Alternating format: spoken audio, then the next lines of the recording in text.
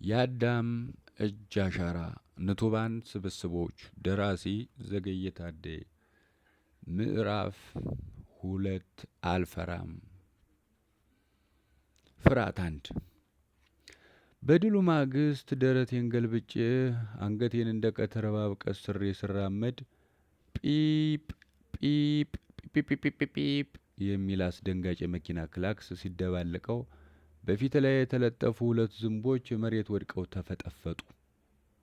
አንድ ሴት ዝንብ ቀኝ እግሯን፣ ወንዱ ግራ እግሩን ተሰበሩ።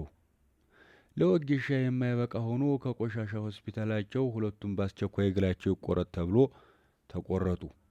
ሁለቱም የቆሻሻ ሆስፒታል ገንዳ ጠባቂ ተቀጥረው ይሰሩ ጀመር። ከ10 የሚበልጡ የዝንብ ነገዶች እንኩት ብለው አለቁ። ከድንጋጤ ብንን ሲል ፈሪ ብሎ የአፈር የተጫወተበት ሚስማር የሚመስል ጥርሱን ሲገልጥ ከደስታው ላለመካፈል ብዬ አንገቴን ወደ መሬት አዘቀዘቅኩት። ሳቁን ላለመስማት ጆሮዬን በመዳፌ ጠረቀምኋቸው። አስጠሊታ ሳቁ እስኪያልፍ አይኖችን በመሬት እምብርት ቆፍሬ ቸነከርኋቸው። በማሽን ተቆፍረው የማያልቁ የዝንብ ነገዶች መርገፋቸውን አምሰለሰልሁ። እግዚአብሔር ፍጥረቶችህ ቆሎ ሆነው የለም እንዴ ስል ጥያቄን አስተነፈስኩ። አንተ ጥቁር ድንጋይ አሁን እንኳን አይበቃህም? መንገድ አትለቅም? አለኝ የተስረቀረቀ ድምፅ ከመኪናው ጋቢና ተወርውሮ። ቀና ብያየሁት። ከጫፍ እስከ ጫፍ ጋቢናውን ተቸምችሞበታል። እንደኔ ያለ ከሻዋ የበረሃ መናኝ ብንሄደው ዶቄት ባደረገኝ ነበር ብዬ ዞር አልሁ። አይዞህ አይዞህ ተርፈሃል። የተሰበሰበው ሰው በያፉ ወሬ ይወቅታል።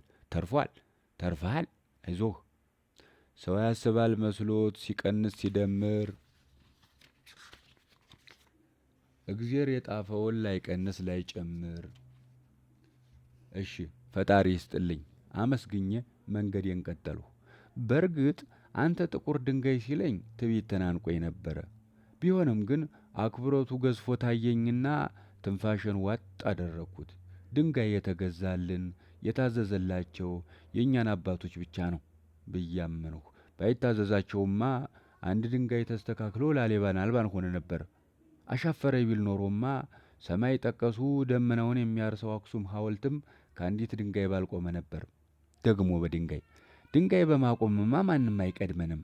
ከአንዲት ድንጋይ ለዚህ አይደለ እንዴ ነጮች ተበቅለውን ሞተው የድንጋይ ዘመን ስቶኔጅ የሚሉት?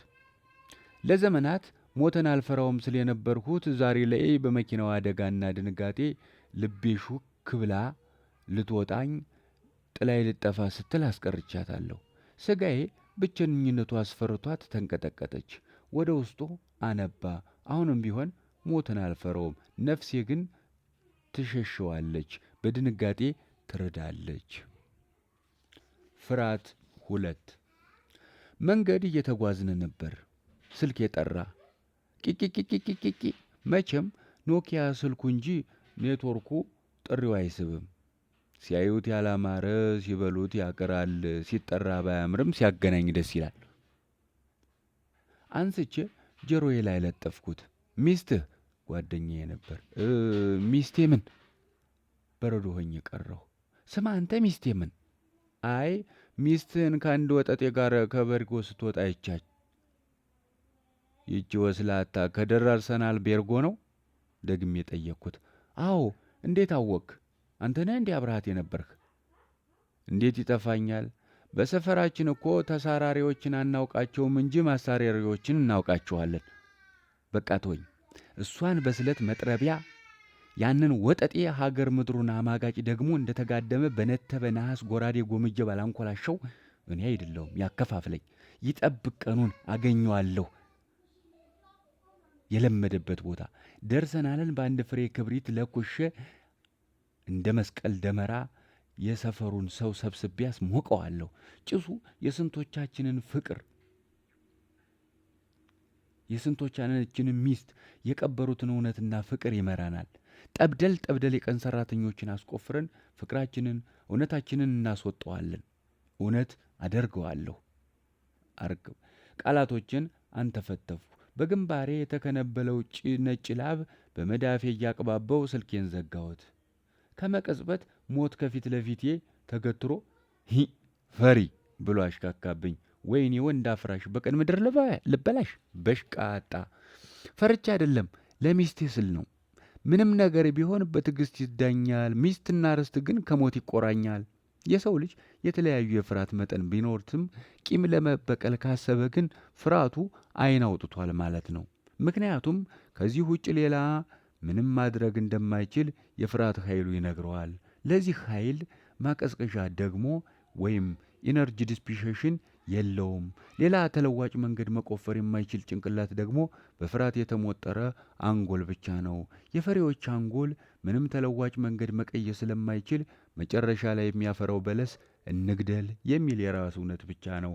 አይሁድ ክርስቶስን ለመስቀል ቆርጠው የተነሱት ከዚህ የመነጨ የራስ እውነት ብቻ ነው። ይመጣል የሚል ከፍተኛ ምኞት ሆዳቸውን ሞልቶት ነበር። ይሁን እንጂ መምጣቱን አንቀበልም ብለው ሰቀሉት። ከዚህ ይልቅ መንገድ ጠራጊውን አብልጠው ይወዱት ነበር።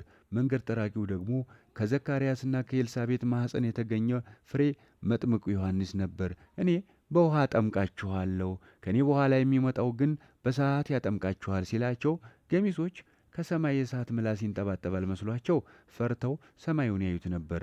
ገሚሶቹ እንዲሁ ንፍር ውሃን ያስቡ ነበር። ያም ሆነ ይህ በቀል ከአንጎል መዛባት የሚመነጭ ኃይል ነው። ይህ ኃይል ደግሞ በራስ መተማመን ያዳክምና ፍርሃት ያጎናጽፋል። የፍርሃት ውጤቱ ደግሞ መግደል ብቻ ነው። ፍቅር አተን እንጂ የሚናከስ ሀገር እንጀራማ ሞልቶ ሁሉም ጠግቦ ነበረ። ሐምሌ 9 2013 አዲስ አበባ። የአዳም እጅ አሻራ ንቱባን ስብስቦች ምዕራፍ 2 አልፈራም።